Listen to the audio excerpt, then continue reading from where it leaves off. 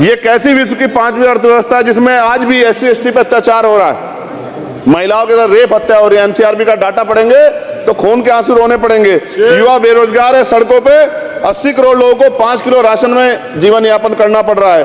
जो budget SC ST को मिलता है, मेरे दाएं तरफ जो साथी बैठे उनको बुरा लगेगा, कर्नाटक में 14,732 करोड़ रुपए इन्होंने दूसरी योजना में लगा दिए और मध्य प्रदेश में आपने 95 करोड़ रुपए जो है दूसरे बजट में लगा दिए। हमारा जो मिलता है उसको तो मत छीनो भाई। बहुत बहुत धन्यवाद आपका, आपने मुझे बजट पे अपनी बात रखने का अवसर प्रदान किया।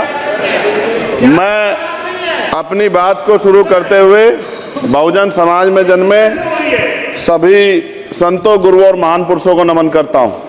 साथ साथ मैं भारत की महान जनता का भी धन्यवाद करता हूं कि उन्होंने लोकतंत्र की रक्षा इस बार की है। सभापति महोदय, पिछले 10 सालों में सरकार की नीतियों के कारण गरीब और गरीब हुआ और अमीर हुआ है, यानी गरीबों और अमीरों के बीच फासला बढ़ गया है। सारे देश की संपत्ति को चंद अमीरों के हाथ में दे दिया गया है। ये हमारे संविधान की मंशा और समतावादी समाज के लक्ष्य के खिलाफ है। अतः हमारी नीतियां गरीबों के पक्ष में भी होनी चाहिए। जातिगत जनगणना, SC ST OBC यानी कि जो बहुजन समाज के लिए आज जीवन मरण का प्रश्न है, इसके बारे में कोई बात बजट में नहीं की गई है। इसके बाद जनसंख्या के अनुपात में बहुजन समाज को सभी क्षेत्रों में हिस्सेदारी मिलनी चाहिए, तभी बाबा साहब अम्बेडकर का जो सपना है समतामूलक समाज का, वो पूरा होगा। महोदय, एक ऐसा विकसित भारत है जिसमें आज भी सफाई कर्मचारी को पक्की नौकरी नहीं मिल रही है और उसको गटर में उतरने के लिए मजबूर किया जा रहा है। उनके लिए कोई अलग से बजट नहीं है। बजट बन सकता है अगर सरकार चाहे। SC ST को जो सब प्लान मिलता था, SPC का जो पैसा मिलता था, वो बजट से हटा दिया गया है। साथ साथ देश के स्तर पे आशा, आंगनबाड़ी, भोजन माता, ग्राम सेवक, PRD जवान, होमगार्डों के मानदेय में बढ़ोतरी नहीं हुई है। ऐसा कुछ भी नहीं दिख रहा है कि उनके जीवन में खुशहाली आ जाए। इनका मानदेय बढ़ना चाहिए। विधवा, वृद्धा, विकलांग पेंशन प्रत्येक महीने 500 रुपए से बढ़ाकर 5,000 रुपए की जानी चाहिए, क्योंकि महंगाई बढ़ रही है। देश में प्रधानमंत्री जन कल्याण योजना के तहत SC ST OBC और मुस्लिम को कितने घर दिए गए, इसका कोई आंकड़ा सरकार के पास नहीं है। देश में इसी तरह SC ST OBC के लिए कितने परिवारों को शौचालय की व्यवस्था कराई गई। आज भी सिद्धार्थनगर जैसे जिले और तमाम जिले जो है वहां शौचालय की व्यवस्था नहीं है। इस पर ध्यान देना चाहिए। देश भर में SC ST OBC के जो रिक्त पद पड़े हुए हैं, बैकलॉग भरना चाहिए। सरकार ने कुछ नहीं कहा।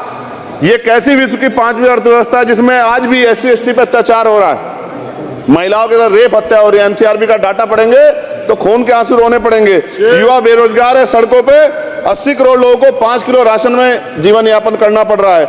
जो बजट SC ST को मिलता है, मेरे दाएं तरफ जो साथी बैठे उनको बुरा लगेगा, कर्नाटक में 14,732 करोड़ रुपए इन्होंने दूसरी योजना में लगा दिए और मध्य प्रदेश में आपने 95 करोड़ रुपए जो है दूसरे बजट में लगा दिए। हमारा जो मिलता है उसको तो मत छीनो भाई। MSP की लीगल गारंटी कोई बात नहीं हुई है। किसानों को जो 6,000 रुपए मिलते हैं उसको बढ़ा के 12,000 रुपए करना चाहिए और फसल बीमा जो है उसका सारा प्रीमियम सरकार भरे, किसानों पे बोझ ना लगे। रिजर्वेशन प्रमोशन में लागू नहीं किया गया, पुरानी पेंशन को बहाल नहीं किया गया, इस पर चर्चा नहीं हुई। देश में मनरेगा समय न्यूनतम मजदूरी की दर 700 रुपए होनी चाहिए। समान काम समान वेतन पॉलिसी लागू होनी चाहिए। जो रसोई की चिंता करते हुए 500 रुपए प्रति सिलेंडर से ज्यादा के दाम नहीं होने चाहिए, जो महिलाओं को राहत मिल सके। बिजली के दामों में भी कमी होनी चाहिए। बेरोजगार युवाओं को 5,000 रुपए भत्ता मिलना चाहिए, जो बेरोजगार युवा जो है अपनी पढ़ाई या अपना खर्चा उठा सके। मैं अपने क्षेत्र के विषय में महोदय आपसे कहना चाहता हूं कि पश्चिम यूपी में नगीना में एक एम्स बनना चाहिए, एक IIT बननी चाहिए, एक IIM बनना चाहिए। नगीना लोकसभा में उद्योग धंधे लगने चाहिए। नगीना की कताई मिल जो है उसको पुनः शुरू कराना चाहिए।